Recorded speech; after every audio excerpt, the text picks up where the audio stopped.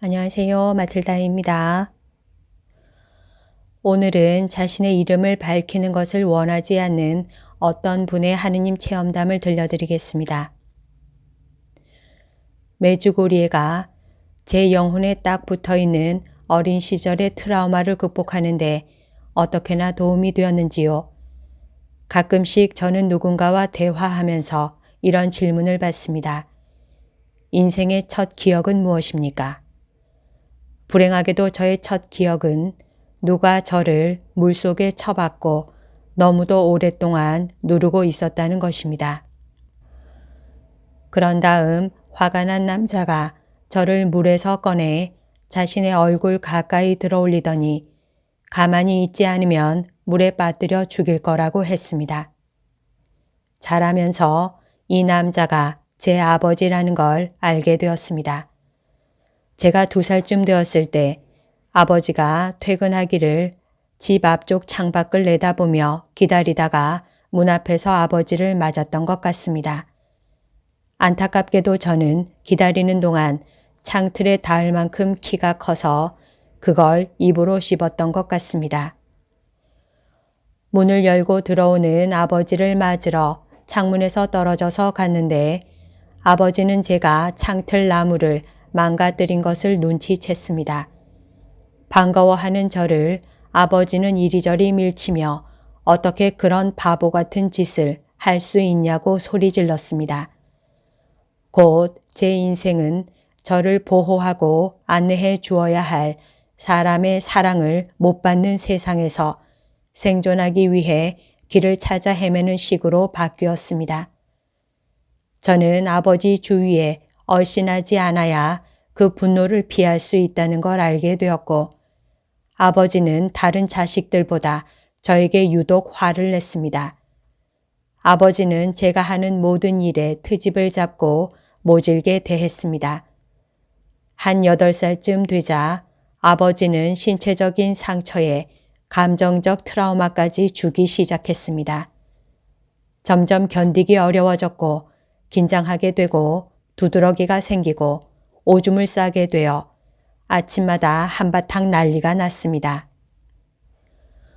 어느 날 밤 벌을 받고 제 방으로 보내진 저는 무릎을 꿇고 예수님께 저의 아버지가 되어주시고 성모님께 저의 어머니가 되어주시기를 청했습니다.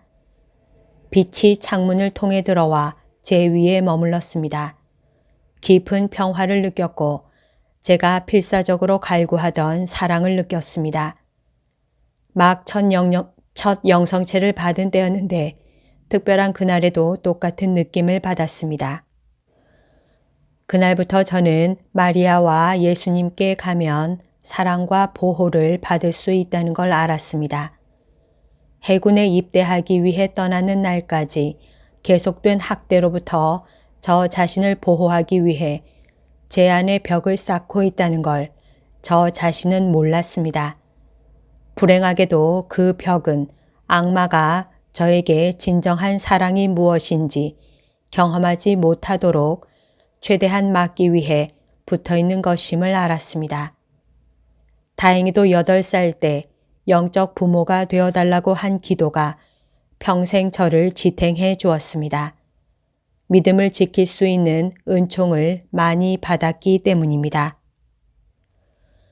40대 후반이 되어서야 메주고리에 대해 알게 되었습니다. 신심이라기보다는 호기심으로 갔습니다. 강력한 치유의 은사를 받은 사제와 함께 순례를 한 것은 축복이었습니다. 신부님은 우리 순례단이 처음 메주고리에 도착했을 때 우리를 위해 안수해 주겠다고 했습니다. 그분이 제 이마에 손을 얹고 한참 동안 열심히 기도했습니다. 저는 바닥에 쓰러졌습니다. 나중에 이것이 성령 안에서 쉬는 것이라고 들었습니다.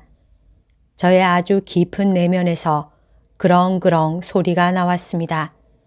제가 신음소리를 계속 내뿜는 동안 신부님은 저에게 영대를 갖다 댔습니다. 마침내 긴장이 풀리면서 거기에 누워있는데 무언가가 저에게서 빠져나간 빈자리에 평화가 들어오는 게 느껴졌습니다.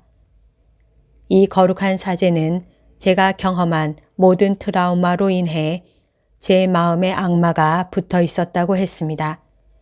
그 악마는 저의 평온을 막는 많은 장벽 중 하나라고 했습니다. 아내는 순례에서 딴 사람이 되어 집으로 돌아온 저를 보고 놀랐고 저는 20년간 18번의 순례를 필요로 하는 회복의 긴 여정을 시작했습니다. 이듬해 하느님께서는 제가 10살밖에 되지 않았을 때 받은 성추행이 치유될 수 있도록 준비시키셨습니다. 그 어린 나이에 제가 강하지 못해서 이런 일이 일어나도록 제가 허용한 것이기 때문에 제 잘못이라는 말을 들어서 이 상처를 묻어두고 있었습니다. 저는 메주고리에 가서 수닥 신부님의 피정에 들어갔습니다. 수닥 신부님은 성추행의 악마와 제가 살면서 쌓았던 많은 벽을 없애고 다시는 그런 일이 일어나지 않도록 해주셨습니다. 느리지만 확실하게 많은 상처에서 치유되고 있었습니다.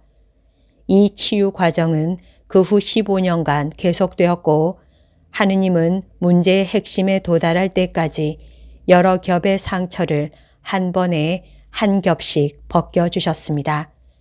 그분은 조언하고 강복하고 제 영혼을 새롭게 할 수 있는 많은 사제들을 보내주셨습니다. 이제 우리는 문제의 핵심에 도달했습니다. 그것은 어쨌거나 아버지를 용서해야 했고 아버지가 왜 자신의 아들에게 이런 짓을 했는지 이해하려고 노력해야 했습니다.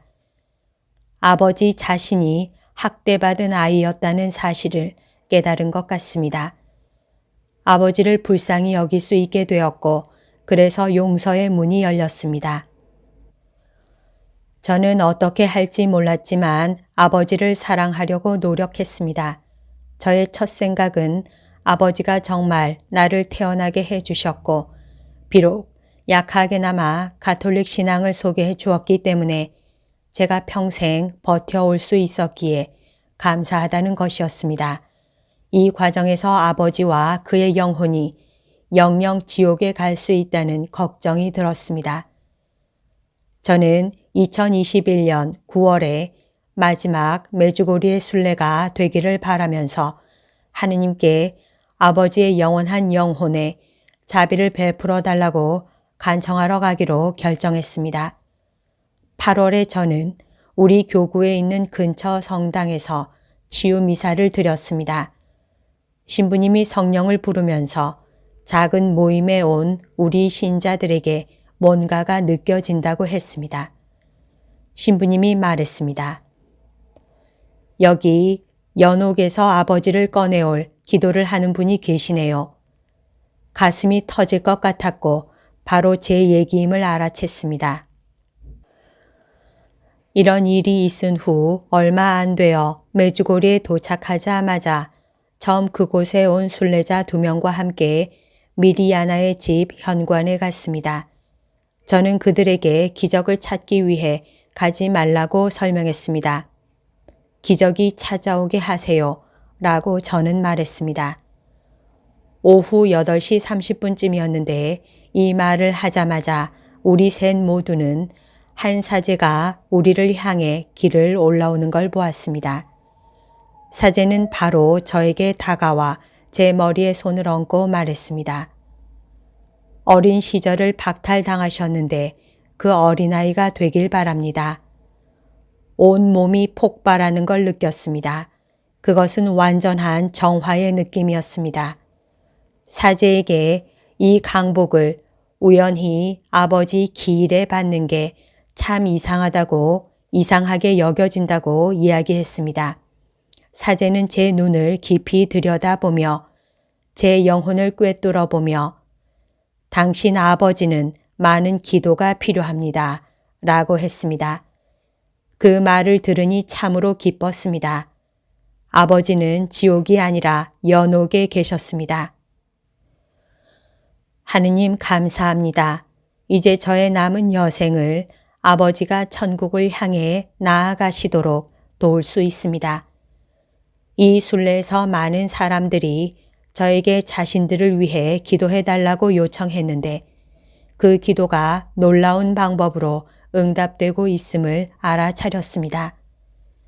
하느님의 영광을 위해 저를 통해 치유의 은사가 이루어진다고 생각합니다.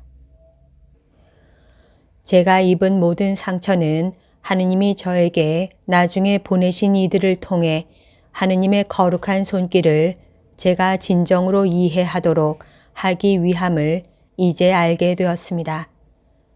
메주고리에와 그곳에서 받은 치유에 대해 영원히 감사할 것입니다.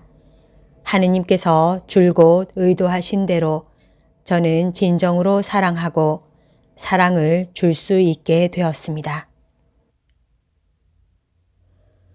여기까지가 오늘 들려드릴 내용입니다.